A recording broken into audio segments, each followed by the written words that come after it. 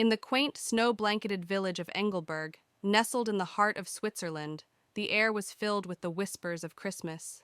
Icicles shimmered like crystal daggers from rooftops, and the scent of freshly baked gingerbread wafted through the cobblestone streets. Despite the festive cheer, one boy, Lucas, felt the icy grip of despair. Lucas was a 12-year-old with tousled brown hair and eyes as deep as the Alpine lakes. Life had not been kind to him. Since losing his parents in an accident 2 years prior, he lived with his frail grandmother in a crumbling cottage on the edge of the village. Every day, Lucas worked odd jobs to buy bread and firewood.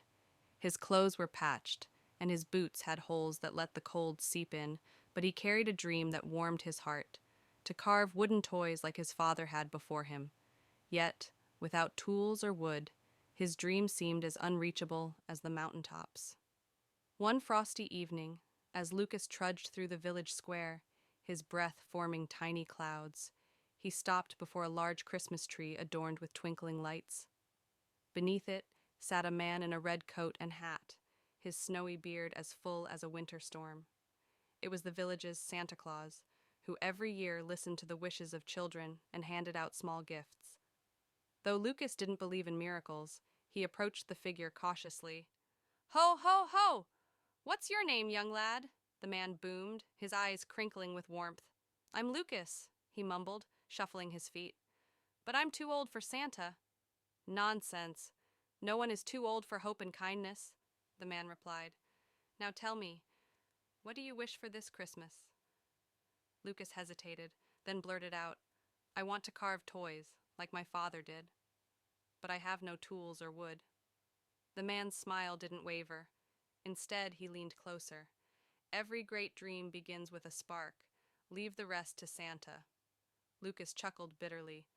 "Santa can't fix everything." "Maybe not, but Santa knows someone who can help," he said with a wink.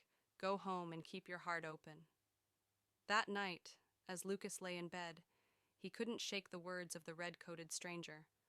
Snowflakes tapped against the window, and the wind howled like a lonely wolf. Suddenly, a faint jingling sound broke through the storm. Lucas sat up, rubbing his eyes. He peered out the window and gasped.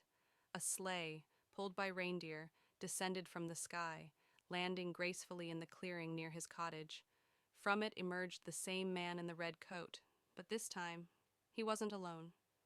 Beside him stood a towering figure cloaked in dark green, with eyes like the forest and hands that seemed carved from oak. It was Chris, the woodland spirit, known in folklore as the guardian of the forest and a giver of gifts to those in need. "Lucas!" Santa called, his voice carrying over the wind. "Come outside!" Lucas hesitated, but bundled himself in his thin coat and stepped out into the night.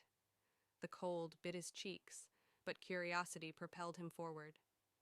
"You wish to carve toys?" Chris asked, his voice deep and melodic. Lucas nodded.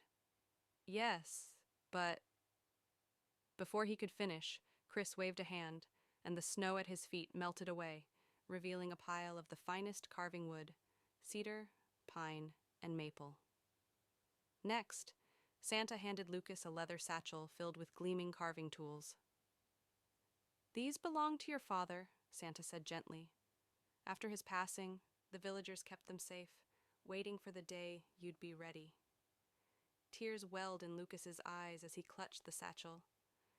"Thank you," he whispered, his voice cracking. "But remember," Chris added, "these tools and wood are only the beginning.